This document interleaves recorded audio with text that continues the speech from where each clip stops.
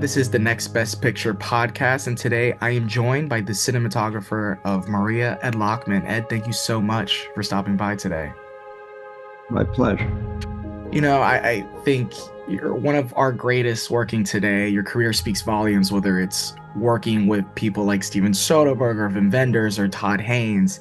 I loved El Conde, and now you're already reuniting with Pablo Larraín. I'm curious how early into the conversation in the production of Maria were you attached to this film? Was it when you guys were working together on El Conde? Well, actually not. I mean, I knew about maybe in the editing of El Conde, he mentioned that he was involved with this project that had been a long time coming, that this is something like a pet project that he always wanted to do. Um, but at the time, I thought, why doesn't he shoot with a European cinematographer? Because I knew it was going to be shot in Europe and in Budapest. And I didn't really have that much of a relationship at that point to opera. I've been to a few operas, but I thought maybe he could find somebody that was in that world more or had that, you know, affection towards it. And so I wasn't going to do the film actually. I said, you should find some, and also it was a European production. Not that Hmm. I don't work in Europe because I do, but I knew the European production was kind of interested to work because they have a point system in Europe where, by working with European crew, that's beneficial to their tax credit or how they get financed.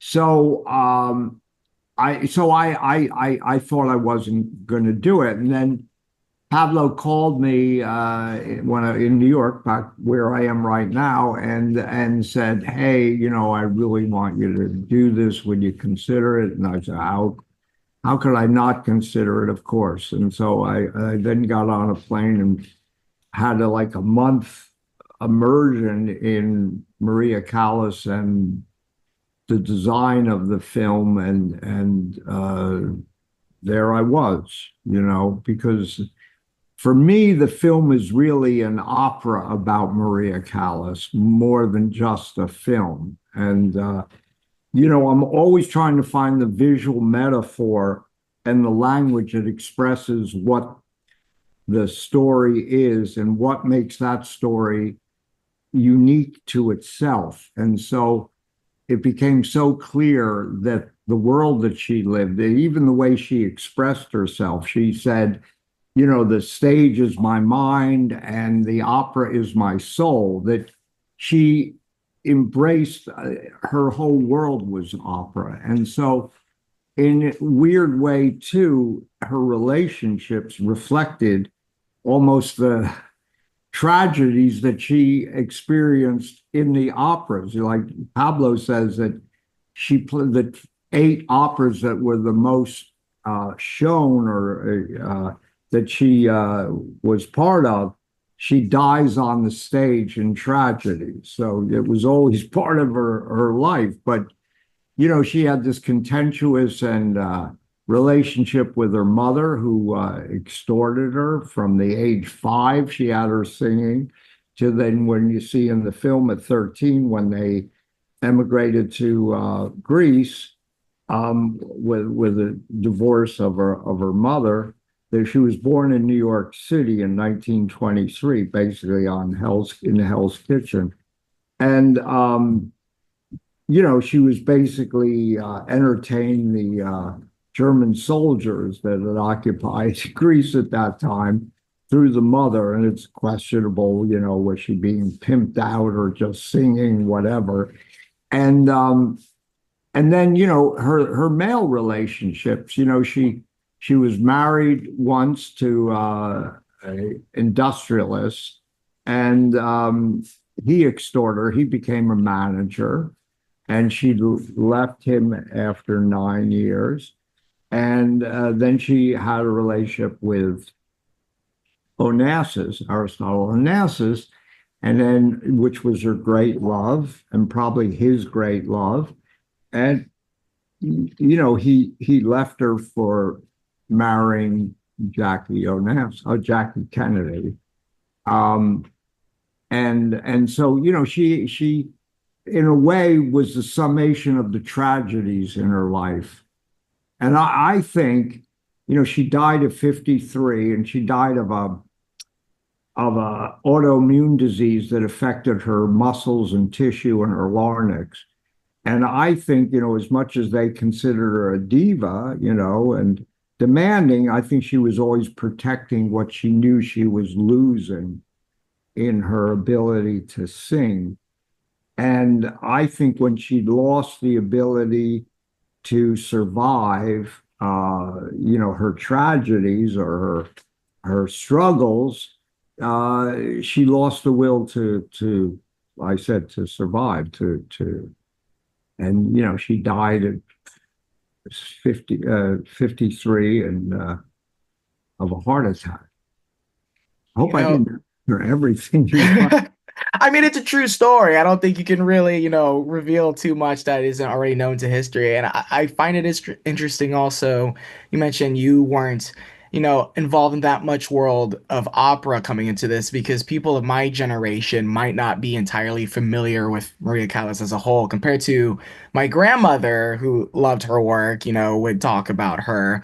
And I think a large part of what I do know about Maria Callas and bringing that essence to on screen is also how you capture Angelina Jolie in such an elegant and intimate manner that I don't think has often been present throughout her career. I'm curious as to what was like collaborating with Angelina Jolie, especially there's certain moments in the film when executing and filming, and I'm thinking about, whether it's the oneers where she's walking through the trees or what was it like talking to her and also getting a sense of from her perspective what she is wanting to bring with Callis and how that reflected off your camera work. Mhm, mhm. Well, I think there's two aspects of the way we filmed um, Angela. And that was one that the camera, and for me, it was kind of like how you create a language in the film that is the way an audience could perceive an opera.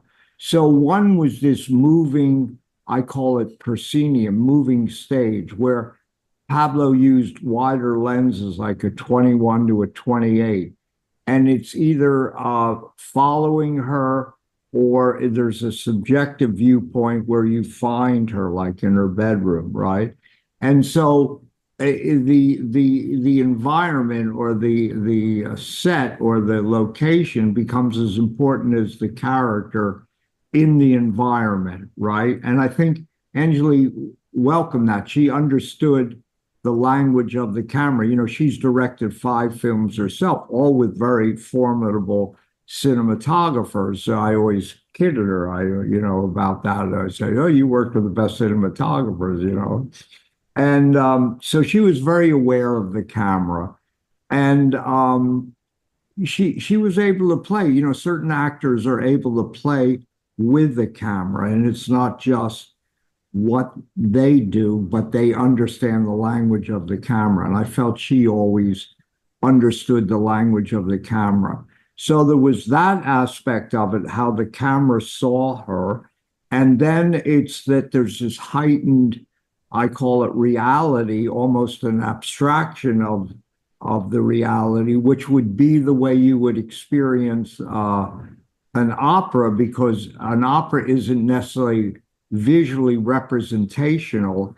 It's more expressionistic. It's mannered through contrast and color. And so I implemented that through color temperature, through gels on lights to heighten the reality, even in her own world, that became more like a stage. And I think she was part of that process, understanding that's what we were doing. And I think also mentioning those wider lenses, I mentioned the intimacy of it all, especially in the performances and the concert sequences.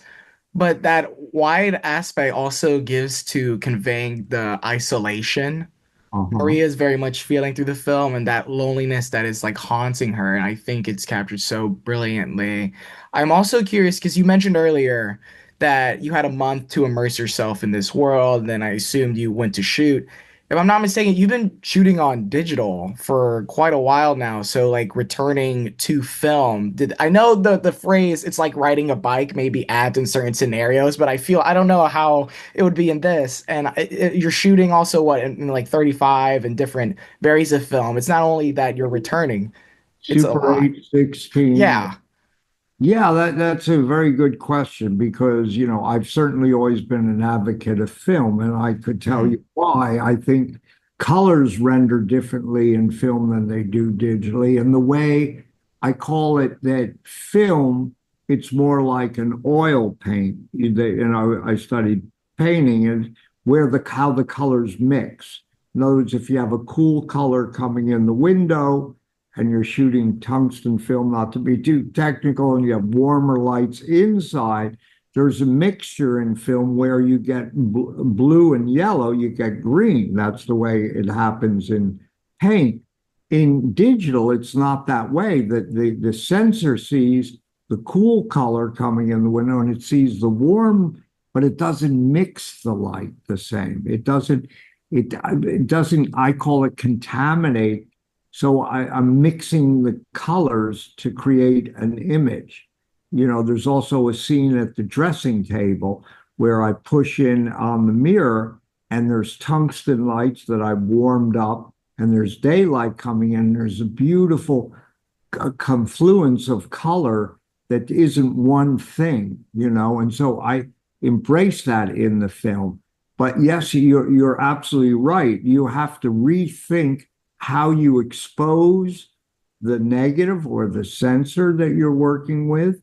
And the thing about film versus digital is you're seeing what you're getting, right? Mhm. Because you have a monitor and you're basically seeing what the sensitivity of the sensor is doing, what your image is. In film, it's got to be more in your mind's eye. You're not seeing exactly what you're getting. Even though you have a digital monitor, the digital monitor doesn't necessarily represent what the film negative sees. So, yes, but because my background is film, I was able to translate back or, embrace myself back into that. Well, but that's why I think it's very important for young cinematographers to learn through film because it will make them a better cinematographer in digital because they'll understand latitude, they'll understand color temperature, and to create that. So, yes, it was going back to the way I did things, taking notes. I used to take Polaroids, Oh, wow. more and more I've given that up. Mhm. Um, so I have something now that I created in the digital world that's called the EL zone system that actually tracks the negative the way I think about film in the digital world that's being implemented by Sony and other manufacturers. So Amazing. anyway, yes, it's a different head, but because my head's been there, it wasn't so difficult to go back into it, but it definitely was a different way to think. Hmm. I had my spot meter out 8,000 times and but anyway, but it's harder to see it's actually it's harder for people to see. Directors now are so used to the digital world, they're Hmm. seeing what they're getting on the monitor. Now they're not seeing, if you go back to film and you've worked with a director that's worked primarily in digital, they're not going to see what you're doing because you have to do things in film to create the image to look a certain way that they might not understand because they're not seeing it as an end result. There's a greater trust that's given into it compared to like, oh, I could just hop on Video Village with the digital and just see, and we're like, okay, this is great. So, it's maybe Yeah. it complicates the communication a little more, but I mean, also when you're working with someone as talented as Pablo Larraín, I mean, I think you yeah, are in good he hands. knows film. Yeah. He's at one time he's was interested to be a cinematographer. So, and he studied photography. So he was someone wonderful to work with on that level because he could understand the parameters that Mhm. you are involved in when you create an image. And I think, okay, this is where I really want to get into a specific scene because I know one moment that everyone talks about is the orchestra when Mandrax and Maria are walking and everyone's singing in front of the Eiffel Tower. But the moment that always sticks out to me, which is wild because of how brief it is when Ocasius and Maria are on the boat departing from the yacht. Those few seconds, that shot I think is so eloquent, and I'm curious as to how long it take to get that specific shot. I what in terms of the yacht and filming everything on the yacht, was that like longer than what is appearing on The screen? stuff off the yacht when they're in the dinghy, right, Yeah. was Super 8. And Okay. uh and the wonderful thing the way Pablo works is he works in the moment, Hmm. so he isn't someone that comes in, oh, we need these shots to create the scene. He likes to work off of the performance. And that's why the camera has these long takes because it's observing the performance. Because for me, like I said, the camera is observational and reflective, almost the way you would view an opera with these longer, the camera was always on either steady cam or handhold or on a crane. I barely remember when we ever used a dolly, because Hmm.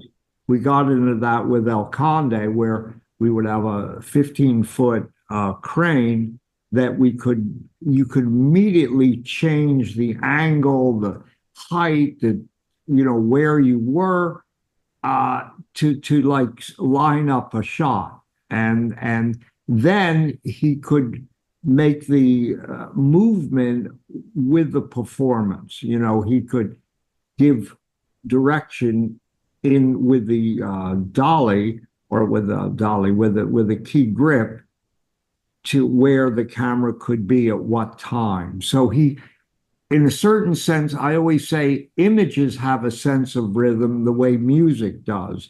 And so I found that he could find the rhythm of the performance through the movement of the camera, and he could facilitate that through the crane, because the crane pneumatically now you can, operate it and move in or out, or, it's a telescoping arm. So I don't know if that answered your question, Oh. but what was your question? It was just in terms of like when you guys are shooting a yacht. I feel like you did in terms of shooting the yacht. It's just such a Oh, well, minimal that shot was at the Super 8. phone. It was just Yeah. we're in the moment, like so much about authenticity of the Hmm. image or the belief of what you're experiencing with the performance is that the operator, and Pablo operated, was that he's in the moment with the character. Because for me, I always say the operator is like another actor. It's acting and reacting. That's what they consider acting, that you Hmm. work off of the moment. So if the camera can do that with the performance, for me, it's like another actor, but it's another actor through an image.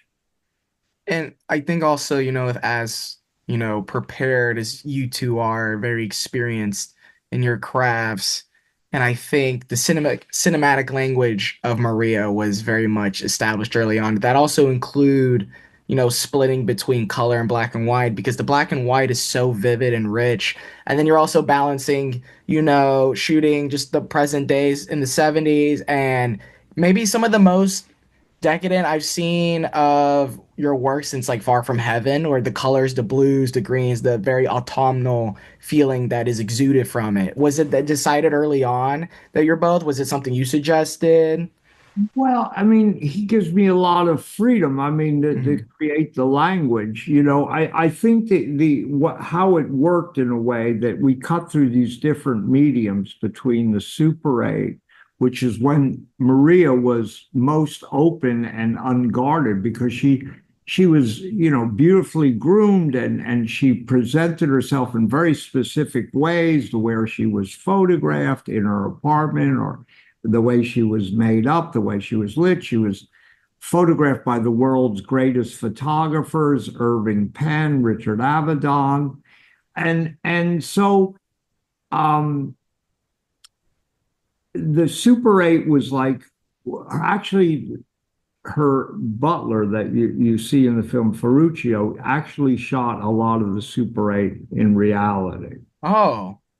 So that's when her guard is let down and she's freer. You see, she's more open, even when you see the real footage of her at the end of the film.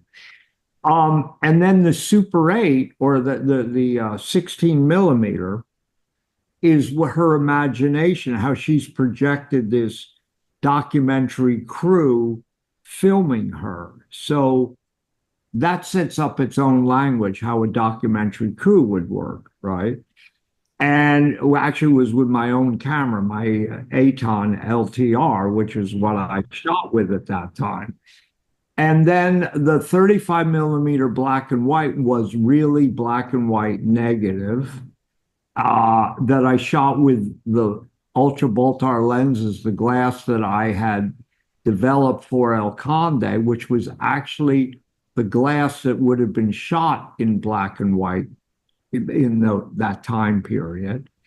And then the colors, the 60s and 70s, which is more of a contemporary look.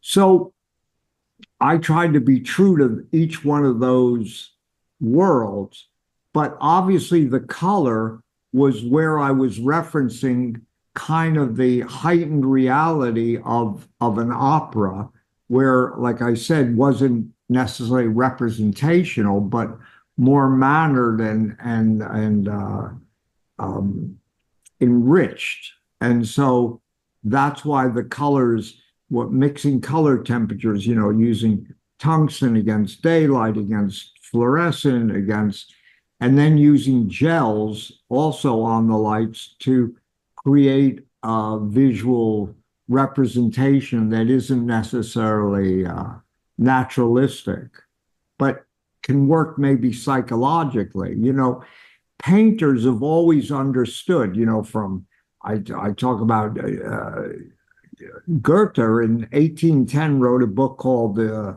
Interpretation of Color. To Joseph Albers wrote a book about interaction of color, and they were all books about how color affects a viewer psychologically. You know, why are hospitals blue and green? It's a restful Mhm. color. Why are most fast food restaurants red, yellows, orange? Because they create an activity Yeah. and your appetite. So Mhm. I play with that myself when I work with color.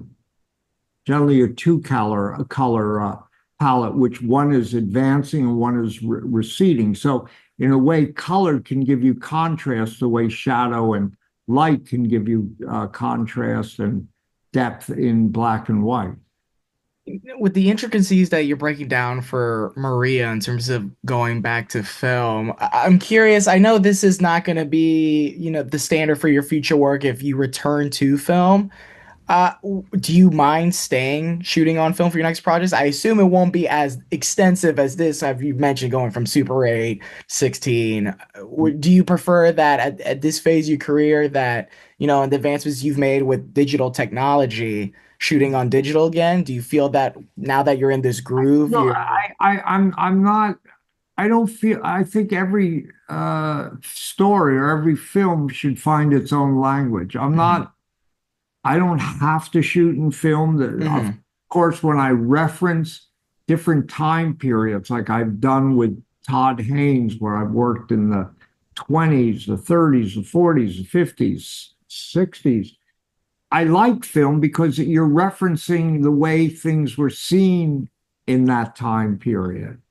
And I like to use the tools that were used in that time period as much as possible. The film negative has changed, certainly, but I try to do things to the film negative to make it feel like it's of that time period.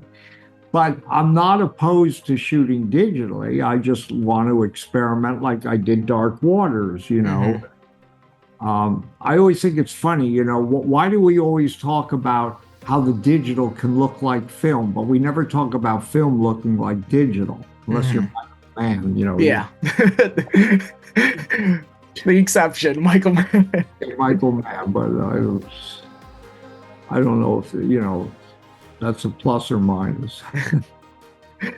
Well, Ed, this has been a terrific delight. You're just, again, a staple of our industry, one of the best to ever do it. Your career, again, like I mentioned earlier, speaks volumes, and I think what you do, Maria, is just sensational. So thank you so much for your time. Thank you for having me.